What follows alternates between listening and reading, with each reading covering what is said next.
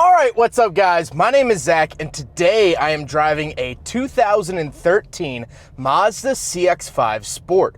Up front is a 2.0 liter inline 4 and down below is a 6-speed manual transmission. Now I'm super excited to be driving this here CX-5. For that reason, I just emphasized the fact that it has a manual transmission. I did recently just review one of these the same year but in white, and that one had over 200,000 miles on it. It was an interesting case study on what happens to these cars after 200,000 miles. But that was automatic, and now I have finally found the almighty rare manual transmission Mazda CX-5, and I'm excited to share that with you guys today. Before we get on with the rest of the video, if you are looking to help out the channel, there are some awesome links in the description below. One is for Cash for Cars, if you're looking to sell your vehicle, get a quote, help the channel. We also have the fixed OBD2 Bluetooth sensor to help diagnose your car. Buy one, help the channel. And we have con plates. If you don't want to drill holes in your front bumper but still need to display your license plate, you can suction cup it to your windshield, and when you buy one, you help out the channel. Thank you to all the sponsors of this video, but let's get on with it. So let's get back to that 2.0 liter under the hood. It's the 2 liter Sky Active inline 4,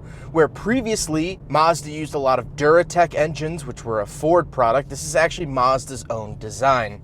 Similarly, let's talk about that manual transmission. It's actually a Sky Active manual transmission, basically meaning that it's Mazda's in-house manufacturing. They built this transmission. They don't buy it from ZF or Allison. It's their own design, their own company. Now, this transmission can also be found in the Mazda 3 if it's manual. And so let's talk about some of the transmission's attributes. Well, it has a really short throw. One of the shortest throws of a passenger vehicle. It's nice and notchy. It goes right into gear. The clutch is light, again, very easy engagement, but you have to think more economy car rather than sporty transmission. This isn't going to feel like a Camaro, well, because it's not designed to be. However, what this does give is it gives the CX-5 a more engaging feel.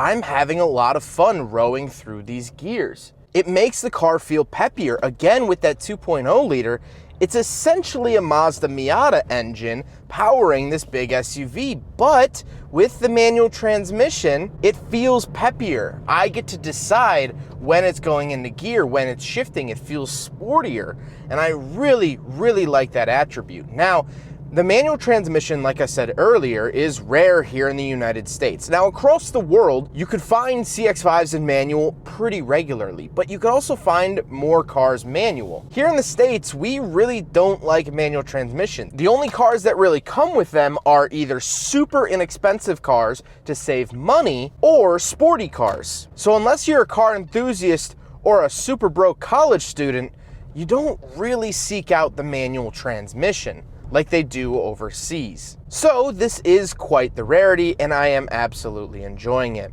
All right, let's see here.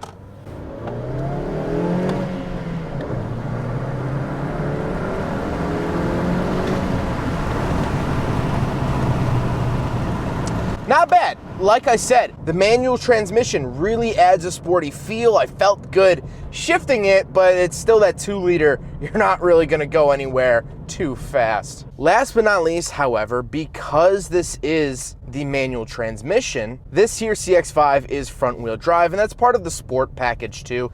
The Sport means that it is a bottom tier trim level.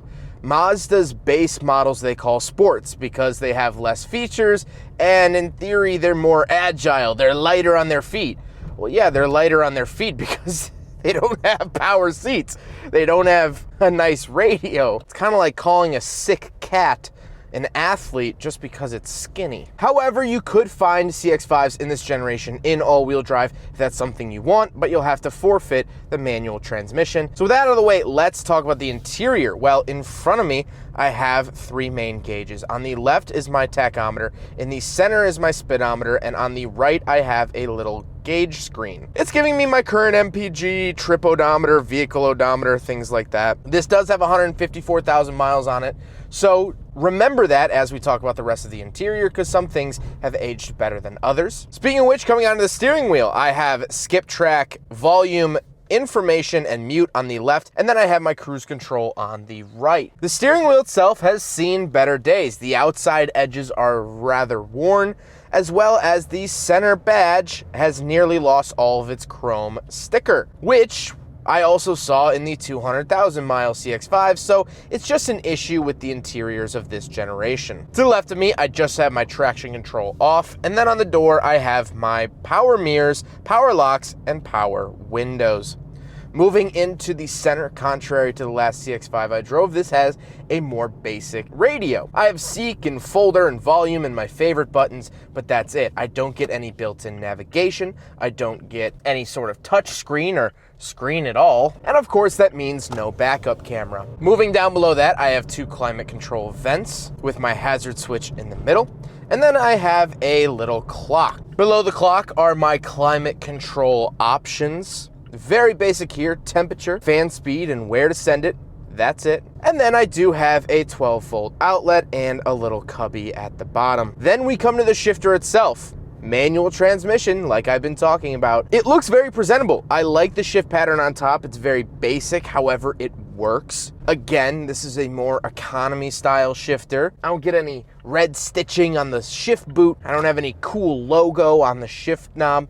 It's purely just for function. But down below that, I do have 2 cup holders, so we will do a big friggin' bottle test here in the CX-5, and of course, it passes. This era of Mazda was really good about their cup holder size, really big cup holders, where now 2021 Mazdas are actually shrinking in cup holder size.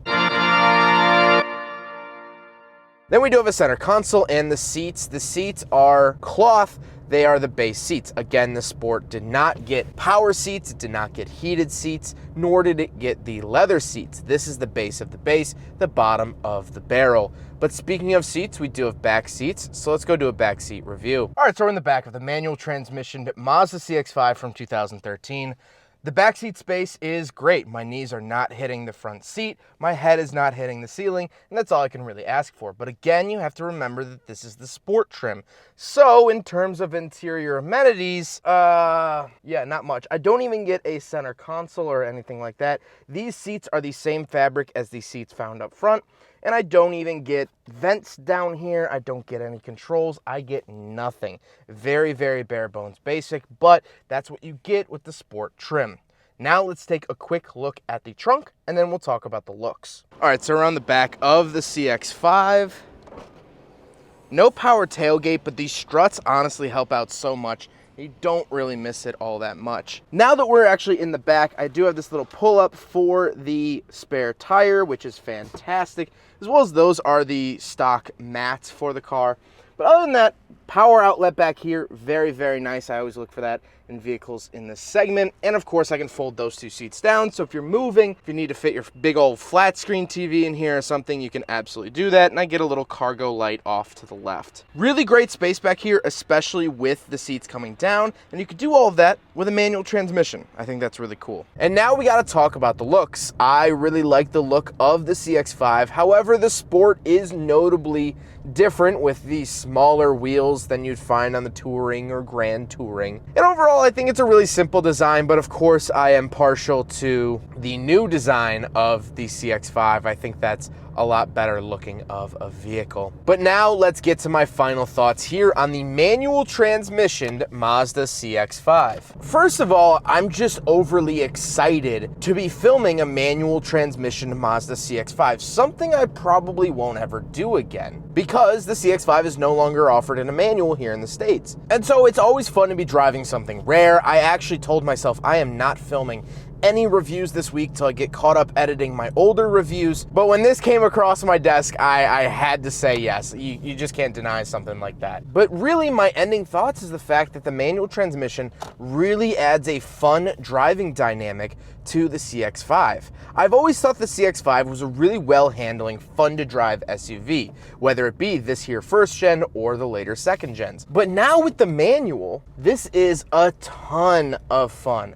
You know, I always say in my economy car videos, this car would be great for a college student, someone that needs something point A to point B. And that's always been true about this generation of the CX-5, but if you're a car enthusiast, someone who's interested in cars, someone who wants to drive a manual, this is a fantastic car for you to look into.